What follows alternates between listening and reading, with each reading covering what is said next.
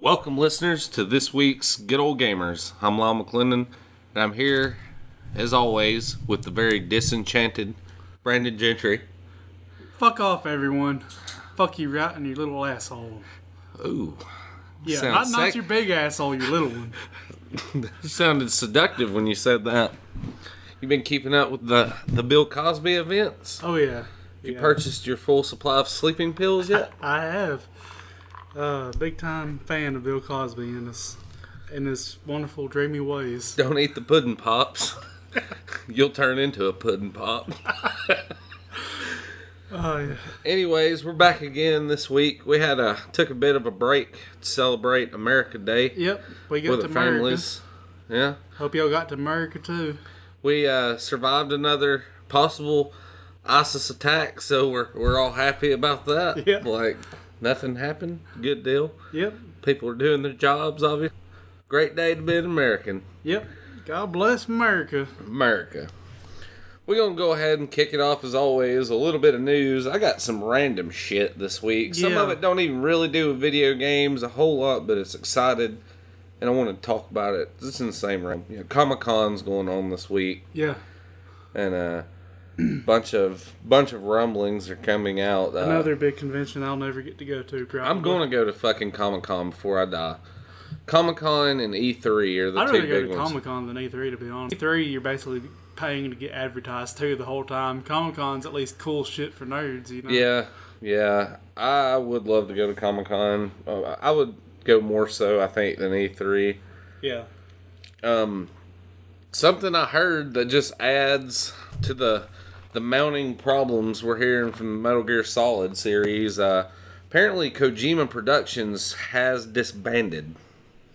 Words coming out of Japan. I'm not exactly sure, but I'm pretty sure that the guy that does the voice for Solid Snake in Japan is the one that's pretty much announced it. I wonder if he called in to the press with a little... He's like pissed off because they're like, you're probably going to be out of a fucking job at the end of the month. And he's like, all right. Do you think he used the snake's voice when he called in? That's what I was wondering. Like some press guy's at his desk and hears that little classic Metal Gear phone ring. Diddling, diddling. This is Snake. But Professor Campbell, I hid the cigarettes in my stomach. You don't know how good a smoke tastes in the morning. That's a terrible Solid Snake and voice, by the way. But apparently, like he's saying, off of Kotaku, actually, he said that pretty much it was dissolved. He just said it's kind of like a breakup.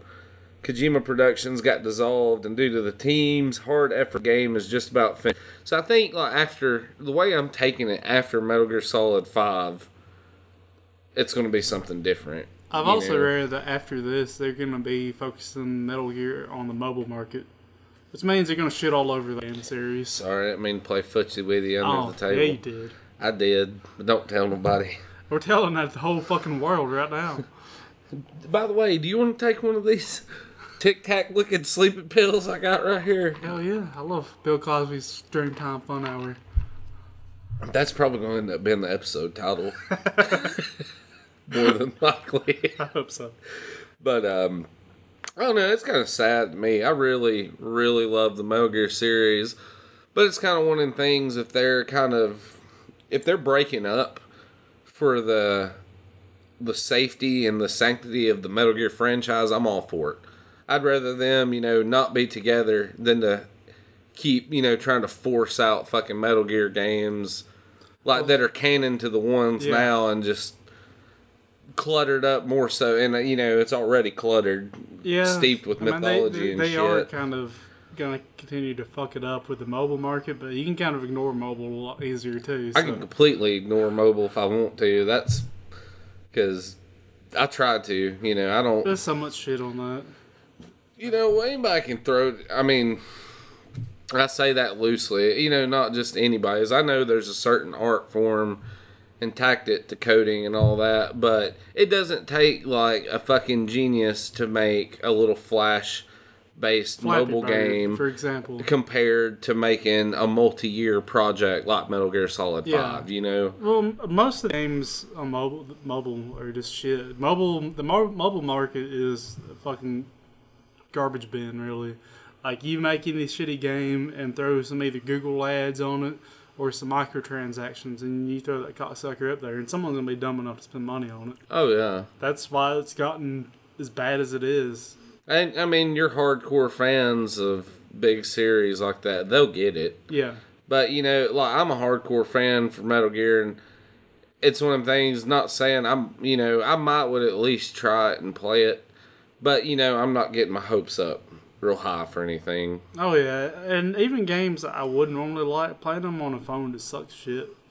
Yeah. It's just, I can't get into it. I've bought a couple games on there when I first got into the smartphone thing, and I'm like, man, this sucks. I bought Minecraft on my phone. I thought, oh, man, that'd be awesome. I can just build shit in my off time and have a little fun with it.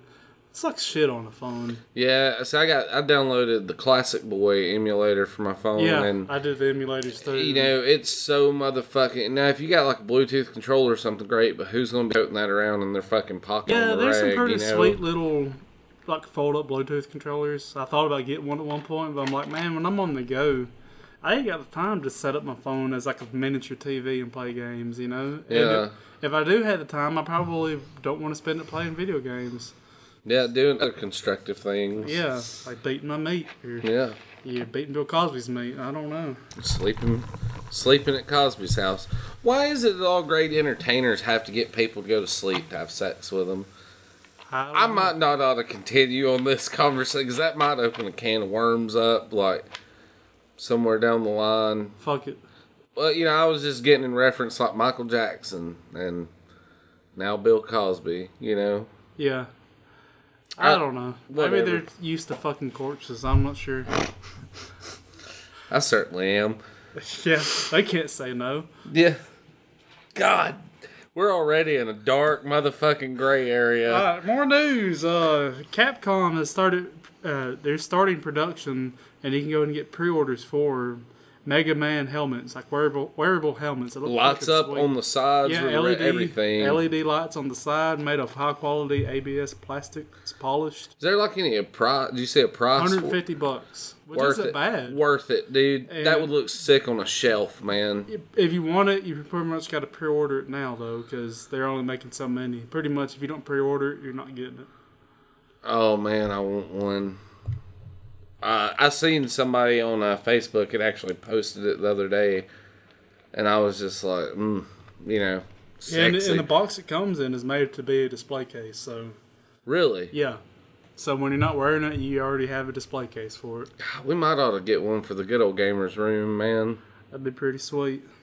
Did you see where there was a new Hitman game leaked at Comic-Con? Yeah, I didn't delve to it.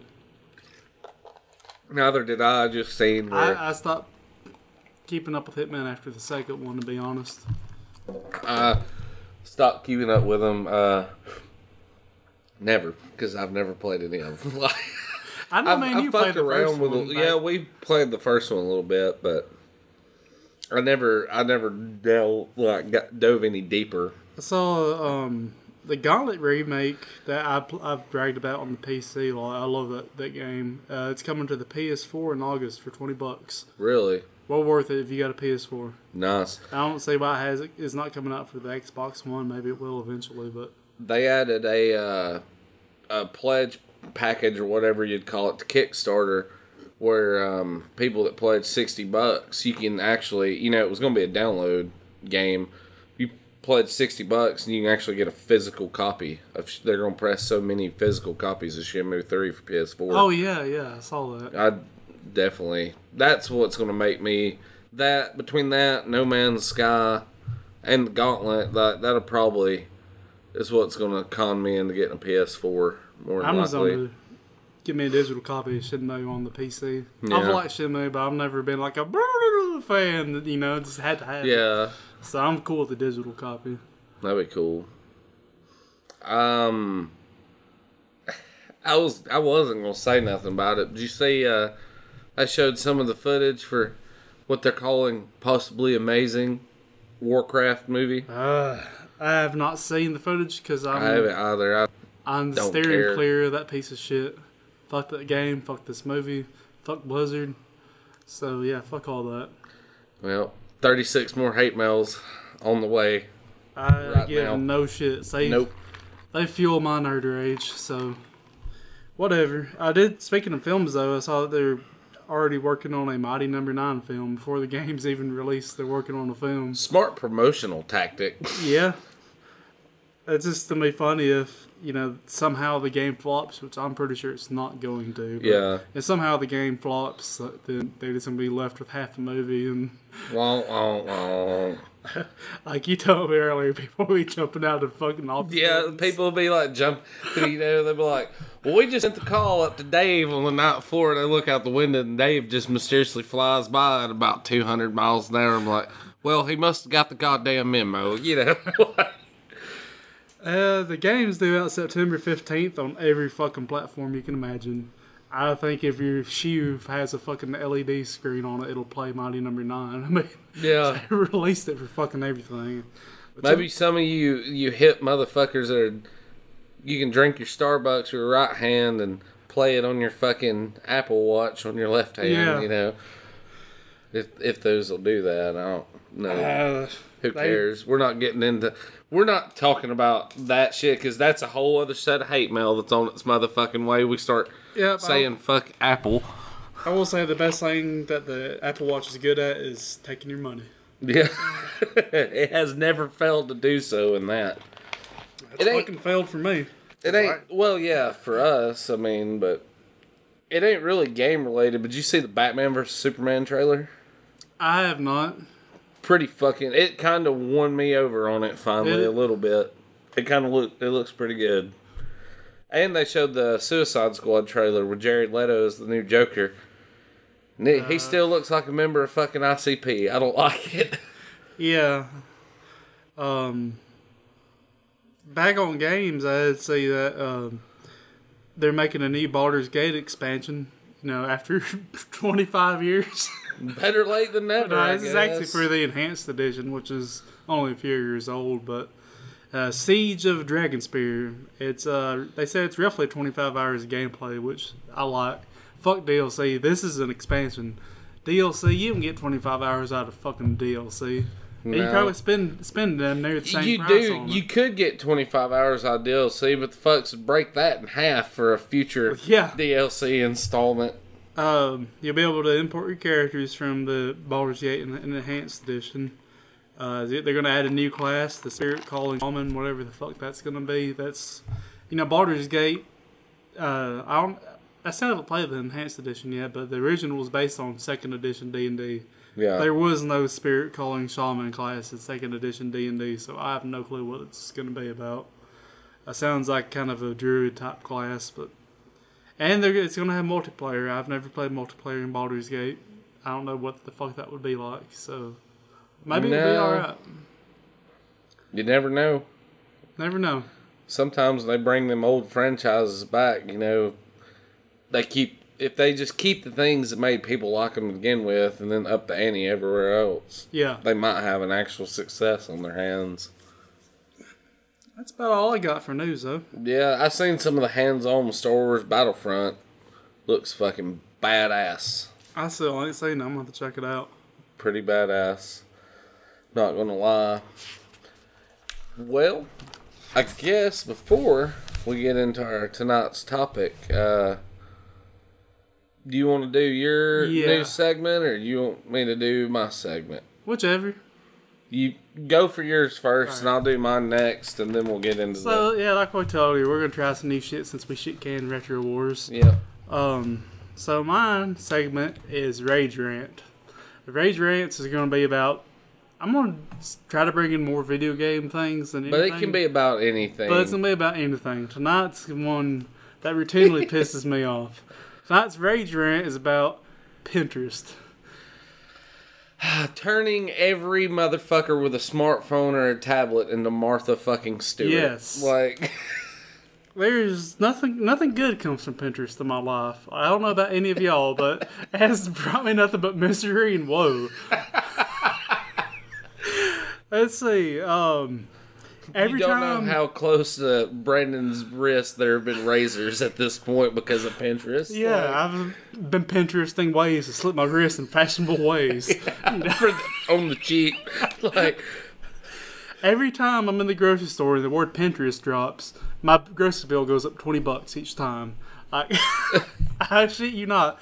Every time I hear the words, well, I saw this recipe on Pinterest. I'm like, God damn it, I'm trying to save money. And you're probably going to be eating some shit that some fucking 80-pound vegan fucking New York likes to eat. Yeah, like, it's either going to be extremely horrible for you, like just covered in mounds and mounds of bacon, which I like bacon, but still, I'm trying to lose weight. I don't need to be eating mounds of fucking bacon and onion rings. My blood pressure's been recently up thanks to you giving me that fucking butter salt. Yeah, what's it called? Flavacol. Flavacol? Yeah. I got a theory on how that's made I'll bring up later. For those of you who don't know, that's pretty much the fucking salt they put on fries at Jack's restaurant. It's the exact same brand and everything. But yeah, it's fucking horrible for you. Covered in bacon and onion rings and anything else, fucking butter. Or it's this hipster fucktard food like fucking grilled kale with spirits of lemon on top. Fucking pisses me off. And every weird ass dish I have to buy like, $30 in fucking spices that I'm never going to use again. Like, oh, this needs fucking Mongolian goat's magma. You know? Freshly harvested. God. And then shitty fucking pallet furniture. That's like all the rage now. Fucking pallet furniture. You doing this rant on fucking Pinterest instead of BlizzFan 1998 sent us hate mail. We're going to have like Christian Mother 1971 now being like, you sons of fools. You boys are really naughty. You should check out this Pinterest article on how not to cuss so much. Yeah. And also, I can teach you how to make 5 gallons of fucking dishwashing liquid for third of the cost. Yeah, and it's organic. It's organic, too. Your clothes will smell like patchouli and letdown. But yeah, pallet furniture, for fuck's sake. Who has pallets laying around their house to make shit with? Do you go buy shit on pallets? No, because you don't have a goddamn forklift. And if I gotta go buy the pallets, why don't I just buy real fucking furniture instead of these pieces of shit that look like redneck garbage that sits around with fucking nails hanging out? They get cut on, you get tetanus, fucking AIDS going everywhere. You die. Yeah. You end up die. Pinterest causes death. Yes, it does. Fuck you, pallet furniture. And fucking, the spools, the big wooden spools, people making tables and shit out of that. Nah. Fuck that. And it propagates shitty tattoos. Like, that's half the shit you see on there. Shitty fucking tattoos. Fuck your tribal armbands. I don't give a shit if you saw it on Pinterest. Fuck your never sink a fucking anchor tattoo. You know what anchors do? They fucking sink, you retard. Like, God damn it. And fuck your semicolon tattoos. I know it's got, anti-suicide. Don't ever make fun of somebody with a semicolon tattoo because it's deeper than you think. No, it's That's fucking just a not. Facebook thing I see. It's trendy bullshit. If you want someone to not kill themselves, getting a semicolon tattoo is not gonna fucking stop it. Oh, I'm gonna blow my brains out. Oh wait, my neighbor has a semicolon tattoo. Yeah. No, how about The bad thing is though, his semicolon is poorly placed, so he just shoots himself anyways. It's tattooed slacktivism. You want someone to. It is. If you want someone... I'm fucking tattooed. I'm just sitting here like agreeing with you, like... Yeah, I got one too. I mean, but we're not here thinking we're saving someone's life with our fucking tattoos. Oh, well, shit, no. I got a fucking skull head in the lighthouse. Somebody if you want people to kill themselves less, how about you be a better, decent fucking human being to people, you know? How about treat people better in life? Help someone out. Fucking tattoos helping no one out. It's just getting you likes on Facebook. That's what it's all about. Getting your fucking Pinterest pinned or whatever the fuck you do on Pinterest. And celebrity photos. Half the shit on there is more photos of celebrities. Like, we don't have enough of the motherfuckers. Stop looking at fucking photos of celebrities. Stop worshiping these cocksuckers. They aren't any better than me and you. They just get paid to go up there on the screen and look pretty. So fuck that. Quit spreading this shit around. We gotta fucking stop Pinterest, man. Like, I'm thinking about starting a Facebook page, March Against Pinterest. March. Mad dads against Pinterest. Because, I mean, the next thing you know, your fucking house is going to catch on fire because you got all this dried Mongolian goat smegma and shitty pallet furniture around as kindling. So your house burns down with your kids inside it because you're out getting your fucking shitty semicolon tattoos. Or looking for kale to grill for dinner at night. So your house burns down and you don't have any money saved because you spent, an extra $80 on a grocery bill every fucking week, so you couldn't save any money. So you can't rebuild your fucking life. Society collapses. China comes and takes over America. We're finally a red country. Yeah, because you know what their Pinterest has in China? Pinterest is red. Their logo's red. Yeah. You know what Pinterest has in China? Fucking ramen noodle recipes and pictures of the Chinese flag. They don't see any of this other shit, so they're gonna come over here. They and don't take have over like us. toasted sesame pinwheels and shit. So fuck Pinterest. That is my rage rant. Pinterest. Fuck Pinterest. I just want y'all to know, because y'all can't physically see him, Brandon has been fucking shaking with anger since he got here, ready to get that out. And he called me at midnight the other night, and I was like, I swear to Christ, if I have to go out and buy the shit to make one peanut butter herring filet snack, I'm going to fucking kill myself.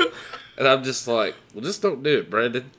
So that's where that fucking rant come from. Well, I didn't kill myself because some fuck with a semicolon tattoo walked by me. Yeah, Brandon saw that semicolon and his life just changed fucking forever. Forever for the better. Fuck. It feels good to get that out, so I'm gonna do I'm glad, dude. You got a whole new look on your face. You were starting to look very pale. I was a little worried about you. I was like seeking getting ready to seek medical attention for you. I'm going to start a new segment as well, and it is fucking Untitled right now because I haven't been in a very clever mood for the past few days. We're going to come up with a few names, though, and I think what I want to do is I want the listeners to vote. Good luck on that. They never vote on yeah, I mean, y'all's input. Maybe you should put it on Pinterest. Yeah. Yeah, well, I'm just feeding the pig then. Like, maybe I should, though. Who knows?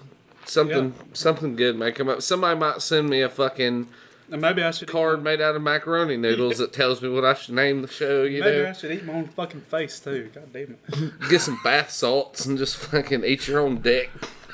Something real bizarre. Why not? Pinterest makes me want to just cut my fucking dick off. Just pull fucking chunks of flesh out of myself. You want to Pinterest yourself to the cross? Yes. Oh, God. I might not have said that.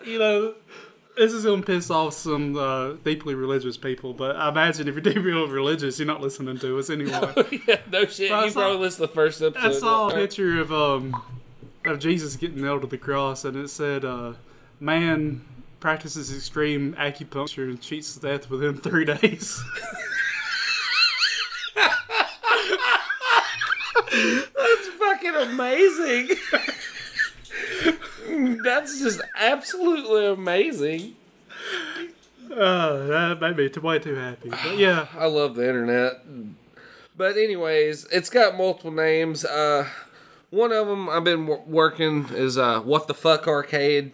I thought about. Yeah. Because I kind of want to do arcade games that nobody's really heard of. I was going to do like a thing where it was like, would it have been better left at the arcade, comparing home ports to arcade ports. But other than like your fucking classics like Pac-Man, Galaga, and all that, everybody knows what the home ports. It's pretty hard to fuck a home port up unless you're talking about Atari 2600 ports, Yeah, or a lot of the NES ones. Yeah, or even some of the shit we're going to talk about in tonight's topic.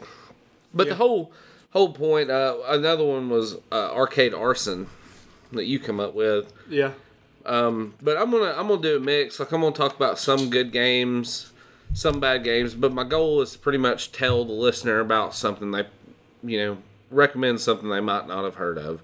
Kind of like our retro Reduxes, which are pretty much DOA as well right now. But and that reminds us, all you fuckers that said you wanted to write for us, the fuck you at? Like, you know, are you on fucking Pinterest trying to learn how to fucking write? Like, and I also want to add to that, we do have a standard of quality. Just because you want to write doesn't mean you can. We would love for you to. But everything on the site reflects us, and we got to keep our quality up. So we would love to have people try out, you know. Yeah. And if you don't fit, you know, work on it if you really want to do this. I mean, we might not tell you no forever kind of deal. Yeah, I mean, we're not playing favorites. We want to bring the listener and the fans the best possible product we can give them in every way, shape, and form. Whether it's on the website, from the podcast, you know, we're going to try to get into YouTube, all that. It's pretty much got that good old gamers fucking seal of quality. Yeah. It's got to have like a catfish shit stain on it to have that seal of quality. Yeah, I mean, we're not just after articles about shit. We're after entertaining articles. Something that'll make you chuckle when you read it. Because there's enough articles on the web about games. Yeah, if you want to read a dry-ass, stiff motherfucking review, you know, go to IGN or something like that. We want to, you know, want it to be a little bit fresh. And that doesn't necessarily mean you got to be as foul as me and Lyle.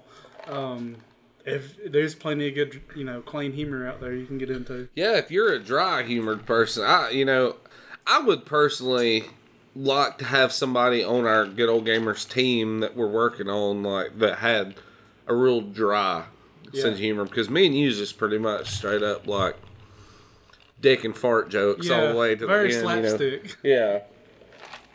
So, but anywho, and back to my thing, you know, just y'all do that for us. It would help.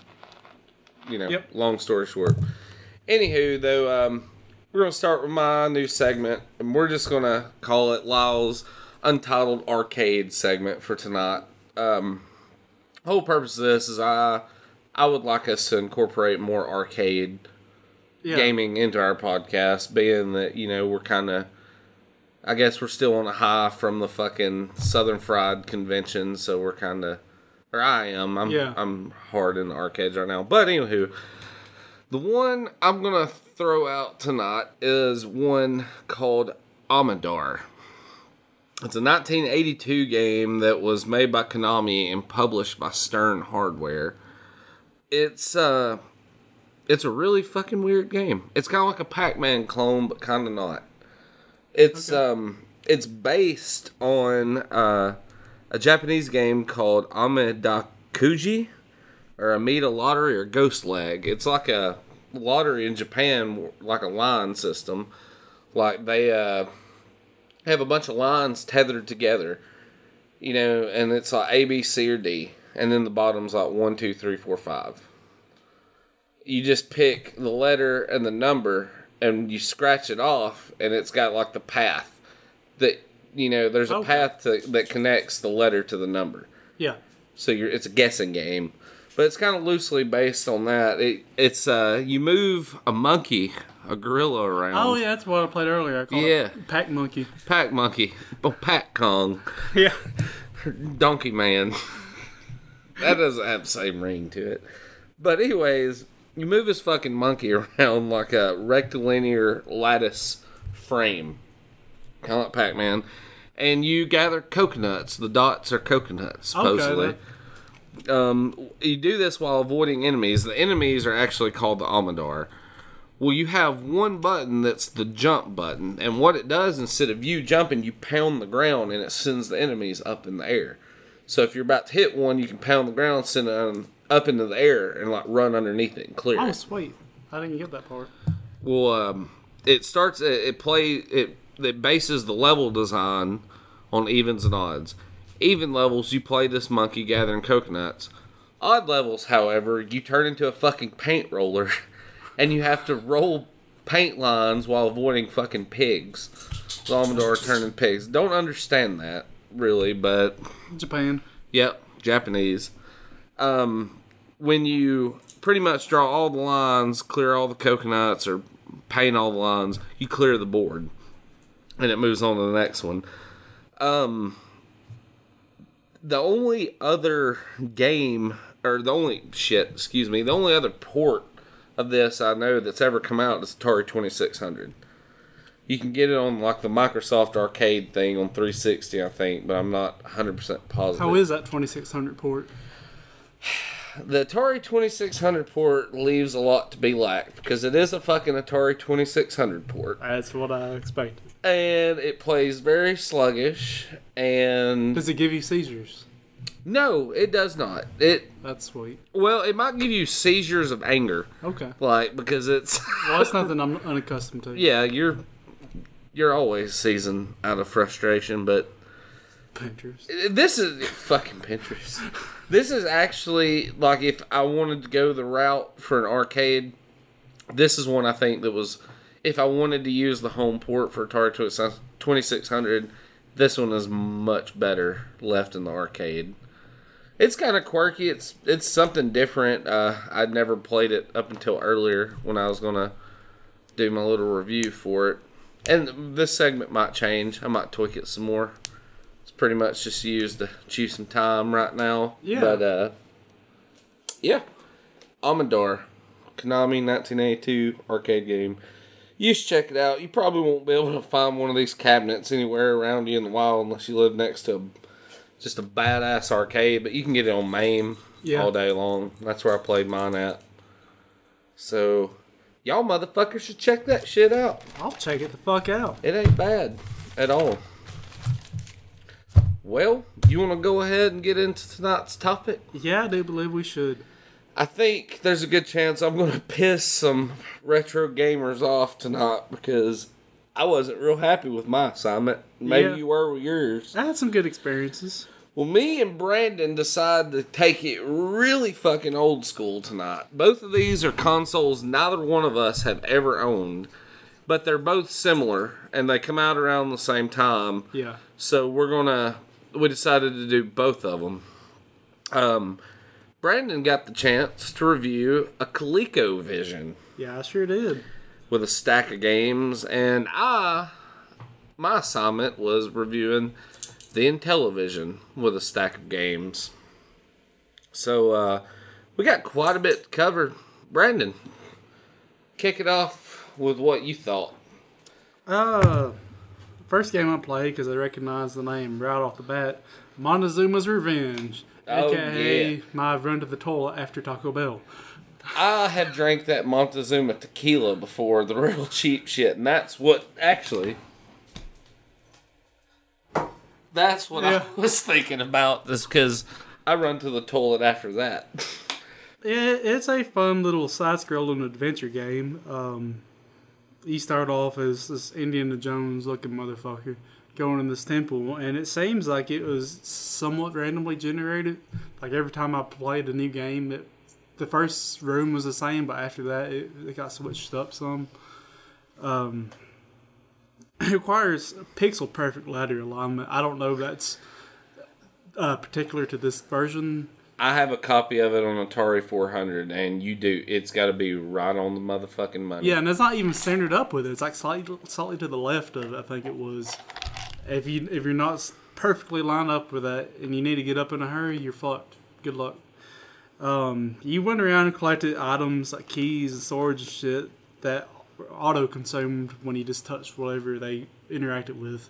It's like if you were to use a sword on a spider, just touching the spider would kill the spider and use your sword. Yeah. Keys would open doors when you touched them. It was really fucking hard, but fun. I could see myself as a kid like playing that a lot. Yeah. Throwing down some hours. And also having a bigger bald spot on my head because of it. Yeah. Very frustrating, but fun. The main thing was the ladder. That was my main downside, is how perfectly aligned you had to get with the ladders. That'll throw it off, man, especially if you got to work your way up the board. And there's a lot of monsters that will patrol back and forth, and you had to time your stay on their platform very well. and trying to get up the ladder in a hurry when you had to fucking pixel perfect align with it sucked ass. One thing I'm going to ask you before I dive into mine, because I wanted to throw this out there with the Intellivision, in my opinion. Did the controller for the ColecoVision play any factor in, you controlling the games? On some games. The Intellivision controller fucking sucks. I'm sorry, y'all. Hate on me if you want, but it's just not designed well at all. You can use a Sega or a Saturn. No, Genesis. You can use an Atari or a Genesis 9-pin controller on it. But. See, I both used the ColecoVision console you let me borrow, and I emulated some.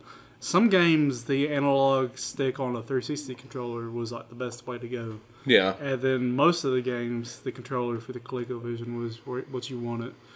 Even though the controller, I never was thrilled with it, but the games that were designed for it worked best on it. Well, I thought I'd ask because the Intellivision controller is similar. Yeah. The joystick's a bit different. Yeah. And but I would have much preferred like an arcade style joystick rather than that little button. The button style joystick, I guess you call it.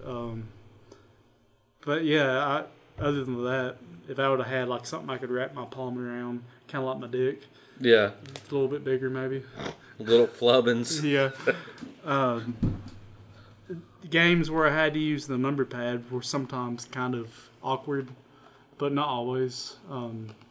Because generally on those games, both the trigger buttons did the same thing. Yeah. So it wasn't too bad. The Intellivision control I fucking hate it. It ruined a lot of the games I played to me. I would like to go back in time and ask the people who designed some of these things, like, why did you design this controller like a remote control? Yeah. I mean, I understand they were pioneering shit. Yeah, that's back in the day when I guess they thought, they're like, well, if you got 40 buttons on a fucking controller, that makes it elite. Yeah. And I'm like, no, it makes it fucking difficult. But even as recent as the Jaguar, that thing had an abomination of Atari. I mean, look at Atari in general at that point, That you're promising the public like a 64-bit machine, and all it is a 32-bit masked machine. Which is really something weird I wanted to point out while I was thinking about. Did you know the Intellivision is actually considered a 16-bit console? Did not know that. It's not because it's actually 16 bits, but it has a 16-bit onboard processor. Okay. So technically, it's labeled as a 16-bit console, even though it don't look near as good as SNES or Genesis. Well, the first game I played was called Armor Battle. It's a tank game. And it pretty much sucked ass. There's no real gameplay detail. It's kind of like combat. Okay. You got one button that moves your tank forward. The Intellivision has like a spinner dial controller. It's like the ColecoVision, but it's embedded in the controller, So that makes it that much more difficult. And you have to spin this fucking tank around on like a 360. And then one button gives it gas and one button fires. So it's really fucking awkward and really hard to play. And I don't know if this happens a lot neither. But on my Intellivision, when both controllers are plugged in, the second player can control the one player shit on a lot of stuff. That's strange. And it makes it fucking hard. Armor Battle wasn't that great. I didn't like it. I would rather play Combat on Atari 2600. Yeah. Played another game called Astro Smash, which is it's decent. It's like a blend between Asteroids and Galaga. You got asteroids coming down, you can't let them hit the ground, and it's set up like Galaga, like you can move left and right in the playing field and shoot. But the asteroids come down almost like Galaga creatures, but it's like asteroids. If you shoot a big one, it splits into 2 or 3. Oh, okay. So it was kind of cool. One of my favorites on the ColecoVision was Sir Lancelot. Fucking great game. It was also a side view game, and you were Sir Lancelot riding on a flying Pegasus with a lance. and you started off the game with these. I think they were winged serpents. They weren't dragons, but they were flying as left or right on the screen, and you'd have to fly up there and line your lance up with them fairly accurately, and can't let them run into you or you run into them one. Kind of like Joust? Yeah. That's cool. And then once you clear that first level, and it's actually every even level was a boss battle with a dragon. And the dragon, the dragon level, you were in a cave, and most of the bottom of the cave is a big pool of lava. Really, it all is a big pool of lava. Yeah. But once you get off your starting ledge, it's all a big pool of lava. And the dragon would fly back and forth, shooting fire at you, or just shooting fire downwards, rather. And he'd come back and forth at varying altitudes. And this time, your lance is pointing kind of upwards at an angle, like a 45-degree angle. And what you had to do is fly up and hit him in his underbelly in a certain spot. Hit him in the dick. Yeah, basically you stab him in the dick with your lance and you beat the level. Nice. If he got hit with the fire, it didn't kill you, but it would disable your wings for a little while. So good chance if you get hit with the fire, you fall in the pool of lava. So there adds a little bit more of a strategic element then if you get... Yeah. And then after that, the game kind of repeats, but it gets harder and harder. The third level, you go back to the outside version where you're fighting a bunch of different creatures again. This time they're fucking bees, and you have to have literally pixel perfect accuracy to kill these bees. But it was still fun. Fucking bees. Yeah, they're giant fucking bees, and they had like stingers on their head somehow. So like if you didn't line it up perfectly, they would kill you. But it wasn't too terribly difficult for me to get that pixel perfect aim on it. Yeah. The trails are very floaty, but it played to it though. I actually enjoyed that. It was really hard, but really fun. I can't say much bad about that game. One I played that I want you to end up playing this with me one night. Maybe we could figure it out. I couldn't. A game called Body Slam Pro Wrestling. I can only imagine how horrible wrestling game all these systems okay, would dude, be. you get the chance to pick like 8 different characters, and I think mine was like Vic the Vicious or some bullshit like that. Well, you pick him, and you have 4 slots, and you get to pick like 4 special moves from like a list of 12. Like I had like knee butt, and and like B-U-T-T, knee butt, head butt. Ropes was just called one of them, and suplex. I couldn't figure out how to get the fucking game to work, dude. Another instance of Intellivision's controller just befuddling the shit out of me. I was just sitting there, and he would just, all I could do is hit the button, and my dumbass character with a fro would just like run and fucking hit the ropes and fall over. He'd hit the other wrestler every now and then and knock him over, but I could never figure out how to fucking get up and stomp him or suplex him. None of that. Huh. Maybe if I could figure out the control, but I couldn't last night. I bet it was a turd anyway, though. Well, I think a lot of it, too, a lot of these games had them little fucking inserts for Intellivision that go over the number pad. Yeah. And I'm missing a great deal of those. I got like maybe 20 for 20 games. But that's it. And I just wonder if that wouldn't have made it. These harken back to games where you needed the manual. Yes, the ColecoVision it's got the manual. Yeah, for the even games. though they're very vague. Yeah, it's almost like a summary of the game. Join Montezuma, or it's like join Montezuma Panama and taking Jack. his revenge. That's it. Two-player game. Jack was the guy in Montezuma's revenge. Not that Help Panama Jack get his revenge, or stay away from Montezuma's revenge. Help him buy expensive tequila. Yeah, and not cheap. There was a game, I played a shooter called Buzz Bomber, where you play as a bee.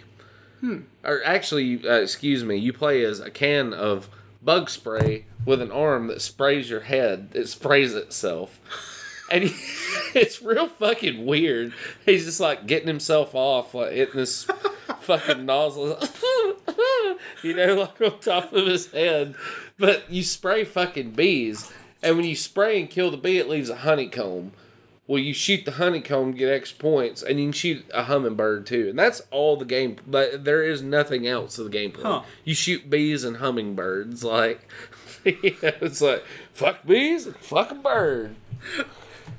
Buzz Bombers, it wasn't bad though. It's something just genuinely humorous about seeing a bottle of bug spray with an arm that just presses its own head, you know? Yeah, it seems... Why didn't they just leave the arm out and just have it spray, you know?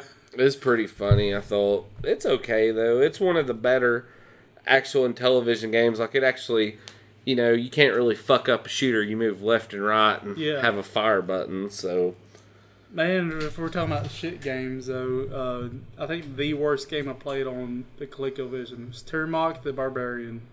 Sucked so much shit. Turmok? Turmok. Oh. Turmok. This might be one of the things where I needed a good manual. It just told you like what the game was about. Yeah. Nothing. The point of the game wasn't obvious at all. I had no clue what you were trying to accomplish. The controls sucked shit, like bad. He would literally jump like an entire screen up. Like, and it just made this slide whistle noise when he jumped. You know, it's just a side-scrolling adventure game, and like I remember saying that the top of one part of the level where you started was empty, like it wasn't boxed in. So I was just curious. I held the jump button. My guy went all the way up to the top of the screen. It came out the top. You've been stealing fizzy lifting drinks. But you can't. It doesn't have that, like, I guess you'd say Mario-esque like ability to turn midair. So all you could do is jump straight up. Oh God! So I just went up there and peeked up to the room above and then fell down. Is it mappy? Is it mappy where you play as that little rat and you can bounce on them trampolines? And it's similar to that, like you just bounce straight the fuck up. You can't turn in the air. I think you're right. I'm not sure. Anyway, I'm sorry. Yeah, all the noises in this game were annoying as shit. If you press, I think, one of the number buttons, it might have been number 1, it would go to a different screen where I guess it's your barbarian's friend is in the cage who's getting attacked by vampire bats. And this whole time, like, if you didn't know about that, this whole time you'd hear these little beep, beep, this random beeps. And what it was is that character is getting attacked by the vampire bats and eventually he'll die. So I guess the goal is to get to him to release him somehow. I couldn't get out of the first level, like, because you couldn't jump at an angle, and the only other exit out of that level was either straight up and at an angle, or to the right and at an angle. Like, what the fuck? Yeah, so fuck Termite the Barbarian. Termite the Barbarian. A good game that I liked a lot was Tournament Tennis. At first I didn't like it because it was very imprecise controls on it, and it was hard to tell where the ball was. The ball had a shadow, and you'd think you'd be able to judge where the ball is on the court by the shadow, but that shit just didn't work out like that. Like, no matter what, I couldn't tell if my character was in front of the ball or behind the ball. My dog was chewing on a fucking battery. I'm sorry. I don't know even where that come from. He learned that lesson pretty quick eventually. Yeah, and it blows his jaw off. But, yeah, you couldn't tell where the ball really was precisely anyhow. So I was trying to, like, line up my swings and hit the ball, and I would just fail. So, and then I just tried holding down the swing button. My character's just flopping back and forth like fucking flaccid dick. Yeah, just savagely fucking swinging crazy. You know? Helicopter dick. Just going berserk with it. And once I started doing that, the game became fun. Like, I hit the ball every time I wanted to hit the ball. So, nice. It was pretty damn fun. I had some good matches with the CPU. It was kind of hard to direct the ball where I wanted to. That might be part because I was holding down the fire button like a madman. Yeah. But even when I was doing it precisely, when the times I could hit the ball, I still couldn't manage to make it go where I wanted. There didn't seem to be any kind of rhyme or reason to it. But it was fun. Good little tennis game for that time. I played one I thought you'd be interested in. Oh, the version I got is actually called Crown of Kings because it's a re-release, but it's actually Advanced Dungeons and Dragons. I like me some AD&D games. I don't want to say the game sucks because, like, no instruction manual.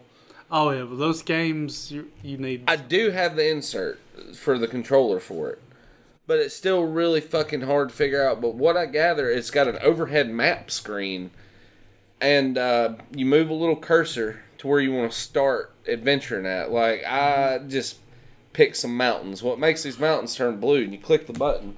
What goes into an exploration scene where you can't see what's in front of you, and you just, like, guide a man, like, down through corridors and little tunnels. And you stab, like, serpent enemies and fucking collect treasure and shit. Mm-hmm. And it progresses you further on the map. Now, how's the view on it? It's kind of like Gauntlet or any of those type of games? Kind of like, it makes you think if they released Zelda on Atari 2600. Okay, that overhead type. Yeah, like, it's kind of like the, it'll have, like, your man... And then it's got, like, you know, it'll be an open area and he can walk down this, and it doesn't show up until you walk it. It's just kind of like that overhead almost. Okay, so it's incorporated kind of a fog of war type thing. Yeah. Okay, that's really cool for back then. It's not bad. Like, I think it would have been better. You know, I didn't sit and spend just a shit ton of time with it, as I had so many games I wanted to go through, but it was one of the better ones, to play. I thought it was kind of cool. There was another one that was similar I played called Minotaur. Now this is a first-person dungeon crawler, and it's actually like pretty badass. Out of the Beholder style? Sweet. Like, you move, it's all green. Everything's green, because, I mean, it's ancient, game. But I had a couple colors to pick from. Well, the doors are solid blue, but when you open it, it turns into a stone door and has, like, an opening animation. Little cool shit like that. But you have a bow and arrow. And another thing, while I'm thinking about it, the Crown of Kings Advanced Dungeons & Dragons, you can pick what kind of character you want to be in that as well. Okay. Like an archer, wizard, shit like that. But anyways, the Minotaur is kind of like that, and you start out with a bow and arrow. I killed a couple skeleton creatures and this other head-looking thing, and I picked up some sort of treasure, and walked around the dungeon a little bit more, and that was like it. But it was pretty good. I think you would like it. I might send that Intellivision home with you today if you'd like to just sit and piddle some of them. Minotaur, though, was pretty cool. Ancient dungeon crawler, so I mean, pick up items, fight enemies, try to find a way out. Probably brutally hard. Very hard. But it was still cool. Like, I had to give it credit for what it was.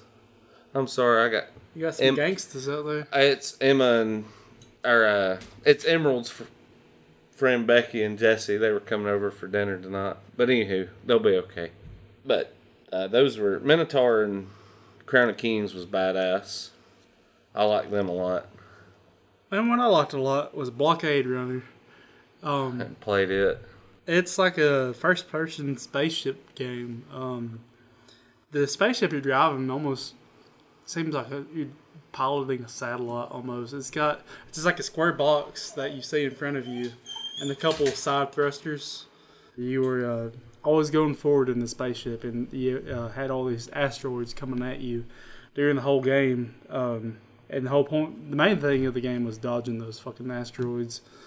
But you had to keep up with your fuel and your shields, mainly your fuel, because there'd be little blobs of fuel that you just ran into and collected fuel. I don't know how the spaceship managed to suck up random fuel from outer space, but it did it. It's one of them things you're not supposed to really think about or anything. Yeah, and then the little UFOs. Don't ask why, it just happens. Little, I guess, UFOs piloted by ISIS would come out in front of you. And you had to blow them up with a missile, or they would explode.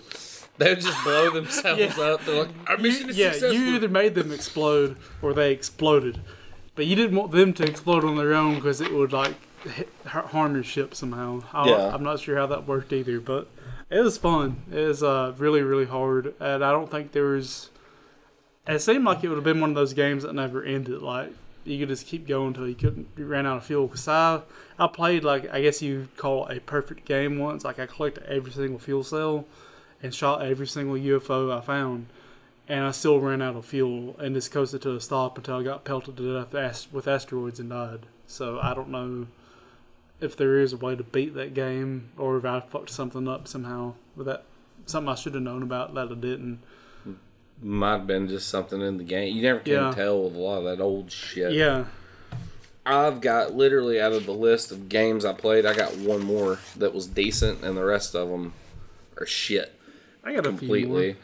So I'm gonna go ahead and do my last good one. Well, I fucking lied. I got two good ones. One was Snafu, which is like a round-based snake clone. Like 4 players start out as a snake, and the whole thing is like, don't hit the wall, don't hit yourself, don't hit another snake. But there's 4 of you. Huh, sounds kind of chaotic. It is very chaotic, but it's pretty fun. Like, you know, you can set up one to, I think it's like 4 rounds, and it's cool. You know, nothing real detailed. The other one I played is badass. Is a game called Thunder Castle. It's like a Pac-Man clone, kind of, but you have like this fucking maze of like ivy and stone. And the ivy changes. It'll grow up in certain areas where you can't climb up here, and then it'll go away where you can, you know, it swaps around on the board. Well, a dragon comes out of a castle, and the dragon runs the whole map trying to kill you. Well, you got these 2 little birds that fly around, and they serve like power pellets, essentially. When you get the bird, the dragon becomes temporarily like vulnerable, and you chase it and you can kill it.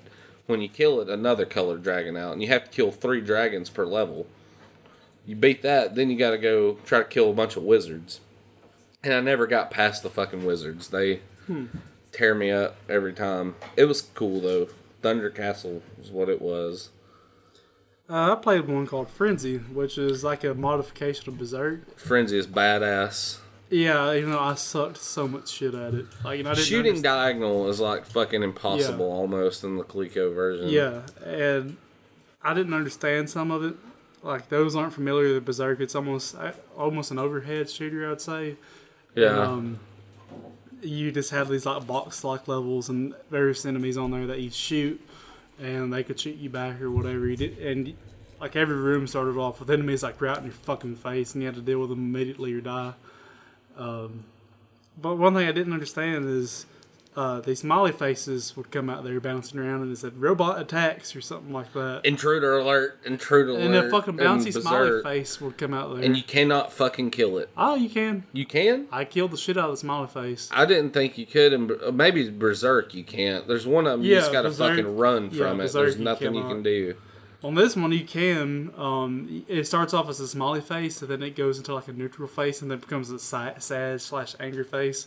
But you can kill it. But after you kill it, the next one that comes out is a bad motherfucker. Like, you can't outrun it. It's almost instantly kills you. It's so goddamn happy. It just like, it's a pleasure killing you today. Yeah. Like, it flies across the screen faster than you can even really react and just mauls you. Like, it literally just goes all over your character. Just like a fucking bear attack. Yeah. It's like a critter from the movie Critters. Nice. It just fucking mauls you to death. Frenzy's actually the game that Joel West, who we're going to be interviewing here soon, that's actually the game that he's trying to get the 100-hour record on. Okay. Like, supposedly that guy can play that game for 100 hours on 1 credit. I could barely go 10 Try minutes. to fucking fathom playing an arcade game for 4-something days straight. Yeah. Or 5. That'd be almost that'd be 5. 4. Like 4 in a couple hours. Piss on that, dude. Yeah. More hats off to him, because that's awesome. There's no way I physically could do that, though. Yeah. I didn't. Was there a pause button on that game? Because no. How are you gonna like defecate? You know. Guess you're just gonna. Just get a colostomy. We'll ask Joel that. We'll be like, so what's the plans on You gotta do shit some and business. drink at some point. We'll die of exhaustion. Like, malnourishment. Bladder ruptures in the middle of playing. Fucking terrible. A man today exploded trying to play an hour-long game of Frenzy. Sources say... I have 2 more I want to cover. The other ones I don't care about. Zaxxon was almost like an arcade perfect port. Zaxxon's badass on ColecoVision. Yeah, for those who are familiar with Zaxxon, it's like an isometric scrolling playing game that you just shoot random fucking things on the ground and other planes. Surprisingly easy to control, especially on the ColecoVision controller. I was expecting to be kind of miserable because even on the arcade, it's kind of wonky almost, I'd say. But the way they made the game, it's really easy to tell like how high you are because between the shadow and your altitude meter, you could get a good idea of where you were in relation to everything else. If there was only a game to tell general masses how high they were now, like. My only complaint about this, and I don't know if this is on the arcade version, but there's an annoying fucking beeping constantly in the background. No indication of what it was. It's just constant beep, beep, beep, beep, beep, beep, beep, beep, beep. And if it's on the arcade version, I've never noticed it because arcades are generally loud places. Yeah. All kinds of noise going around. See, I would have noticed this bleeps beep, and beep, bloops beep, beep, beep. everywhere. Yeah. But that sucked ass. The only other game I really wanted to bring up was Evolution. Did you play that one? I have not. Pretty fucking neat for its time. You started off as an overhead game. Like all of these are kind of overhead games. But you started off as a fucking amoeba. And you went around collecting DNA. And while you was doing that, like other viruses and shit would come and kill you. Once you collected the DNA, you went on to the next stage. The next stage, you were a frog, and you had to eat like these bugs that were coming down in the water, and you had voided fish. And so what you did is you just went back and forth, side to side, and you could jump up in the air to avoid fish or eat flies. And once you ate so many of them, you went on to the next stage. The next one, you were like a mouse digging in the dirt. And this one it kind of reminded me of Dig Dug. Yeah. While you were digging around, snakes would come at you, and they were faster than you too, so it really fucking sucked. But you could lay these cheese bombs. I don't know, it's pieces of cheese that snakes would run into and die. And the whole point was to collect other pieces of cheese. So you collect enough of them, and you won. And then I only got as far as the next level. You were a fucking beaver. And you were in this pond trying to get wood from one side of the pond to the other with all these fucking alligators in between you. Really fucking neat game, though, for its time. Like, just being able to go up the scale through all these animals. Is that kind of like the Evo for Super Nintendo? Yeah, it reminded me a lot of a very early version of Evo, or even Spore. So, oh, yeah, I didn't think about Spore. Spore was kind of a turd. Yeah, it was really fucking cool though. Especially back then when Evolution had like its, I don't know what, taboo about it really. Kind of like it does now, but way worse. So they made a game about Evolution. I thought it was pretty sweet. One of the last things for Intellivision that I wanted to really cover was they had a adapter that come out for the thing called the Intellivoice system, and it was like one of the first times you get to hear like synthesized speech on game consoles. Okay. Well, I played 2 games. One was B-17 Bomber, and then the other one was Bomb Squad. They're both equally shitty. I had no idea what the fuck I was doing. Didn't know how to control any of it. And the beginning of it, the B-17 Bomber, it sounded like a southern dude talking. It'd be like, B-17 Bomber. Like every time you'd go to hit start, go like, B-17 Bomber. Every time you'd fucking do anything. And then the other one was Bomb Squad, and it gives you tools, and you have to disarm bombs and shit. And I had no idea what I was doing. I probably killed everybody in that fucking building. It gives you like a 30-minute time limit, and it's just like, disarm the bomb. The bomb is going to blow. I'm just like, if I had something talking to me like that all day, I'd be like, fuck it, let the bomb blow up. Yeah. I didn't, in all honesty, I'm not a big fan of the Intellivision overall. And I know that's going to get me crucified amongst, like, retro gaming enthusiasts, but the controller is single-handedly what killed it for me, because it makes a lot of that shit damn near impossible to play, skillfully. Mm-hmm. So, not too big on television. I definitely like the ColecoVision more than I do Intellivision. Yeah, it sounds like I would like it more too. I've played it in Intellivision like a couple of times in my life. I never owned one, so I don't have a lot of experience with it. Yeah. We might do some more games for it later on. There's still a bunch of shit we didn't cover. I did want to say it, on the side that I emulated, the Donkey Kong Jr. port on the ColecoVision is pretty damn sweet. Really? Very close to the arcade. I think there's one missing level. And nice.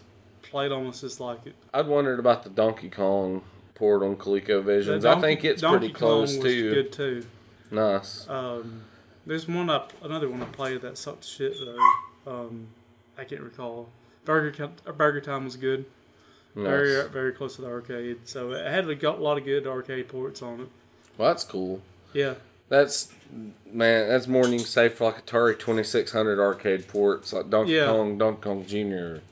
Shit, man. Like, which I mean, you can only do so much with the 2600, right. But well, you want to do what's kind of become the finale of the episodes? Shit or the shit? Shit or the shit.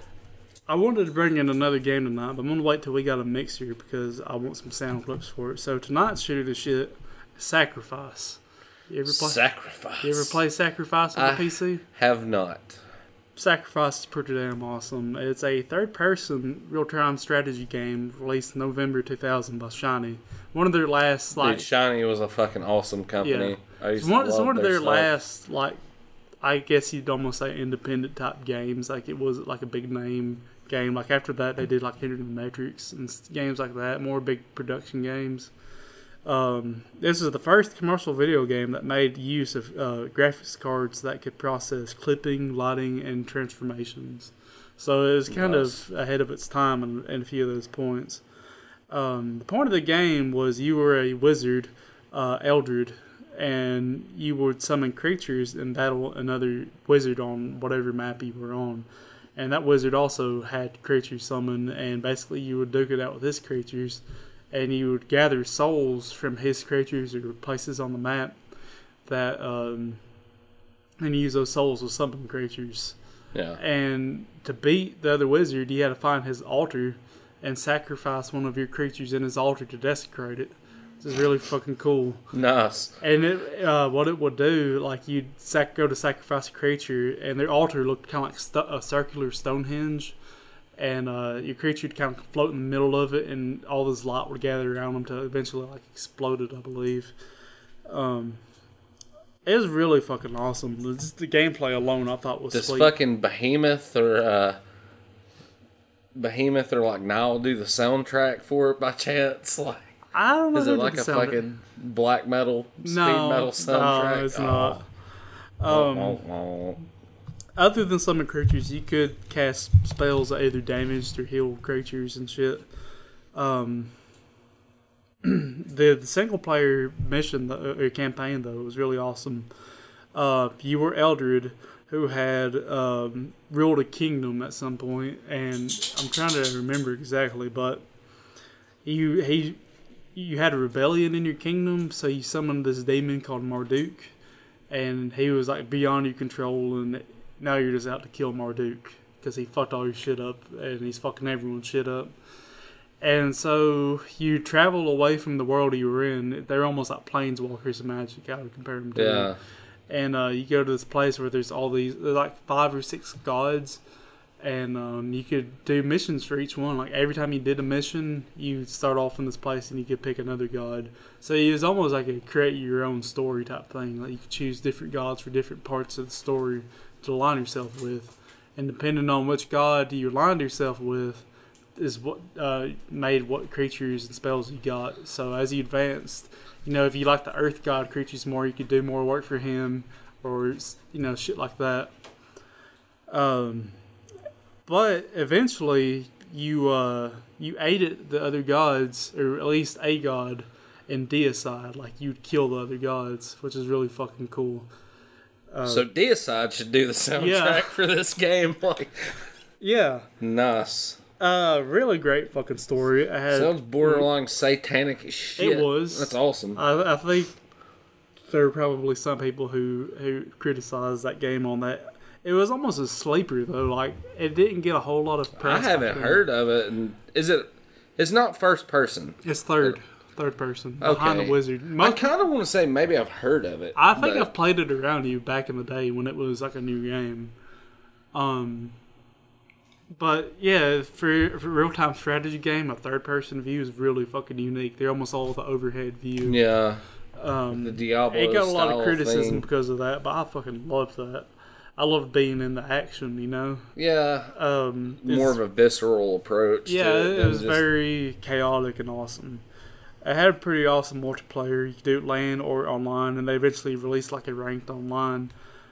I don't remember if it was ever deemed a success or a failure commercially, but as time went on, more and more companies have looked back and saw how great of a game was. I know like Games Radar has requested them to make sequels for it. They said it's one of the most underappreciated games of all time. That's awesome. Yeah, I'm actually going to write it down and maybe try to delve into it. It was made for a Windows 98 computer, so... Oh, so my fucking dinosaur could probably... Your computer would be perfect for it, actually, because I bet you could almost run it without very few problems at all. It's to the point it's so old that you have more problems getting it to actually run without bugs than it would be for your hardware, because your hardware will fucking ace it. Might get you to send me some links. Yeah, I'll find something for you. Download it. Sacrifices the shit. If you can find it, download, or it might be a copy of good old games now you can download. Get you a copy of it. It's really awesome. Check it out. I'll do that. Well, we're winding down toward the end of the show. We're to our question segment. Yep. So we'll go ahead and knock these out. So we only got 2.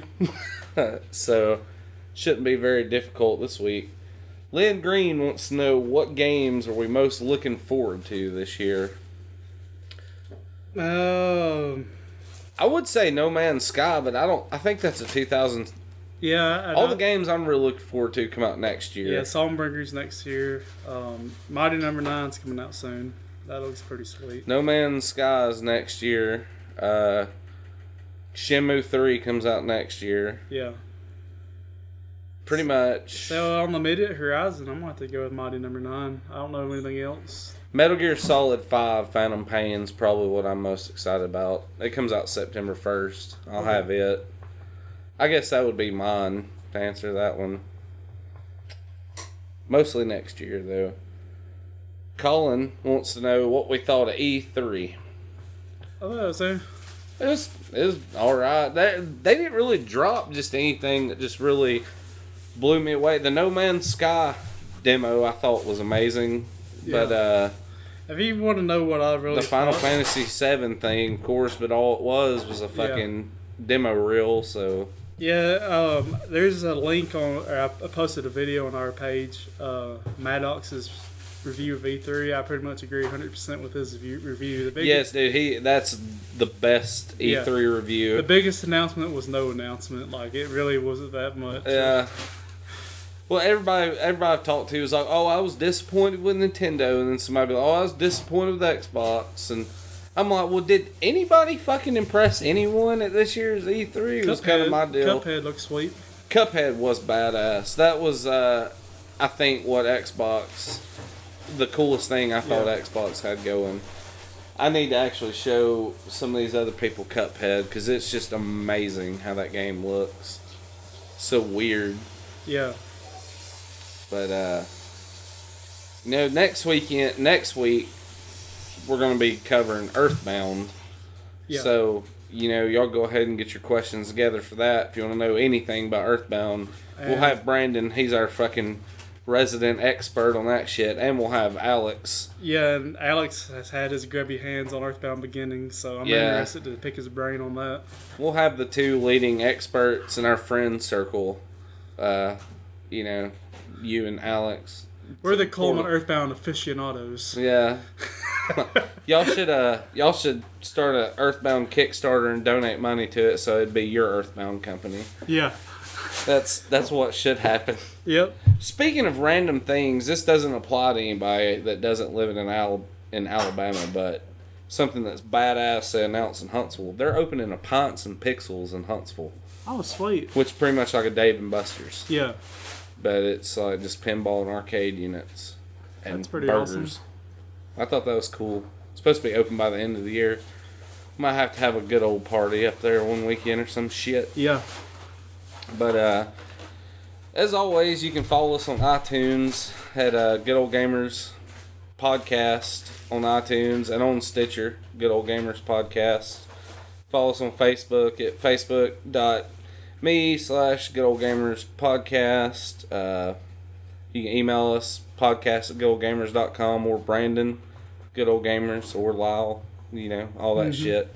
Ain't nothing changed really from last week. So if you're familiar with everything, you know what the fuck we're talking about. Yep. Goodoldgamers.com and all that jazz. So I guess that's it, ain't it? That's it. That's finish. El finito. Yep. Well, from us to you, thanks for listening, and we'll be, I guess, talking shit next week. Yep. So, see y'all later. game over, man. Game over.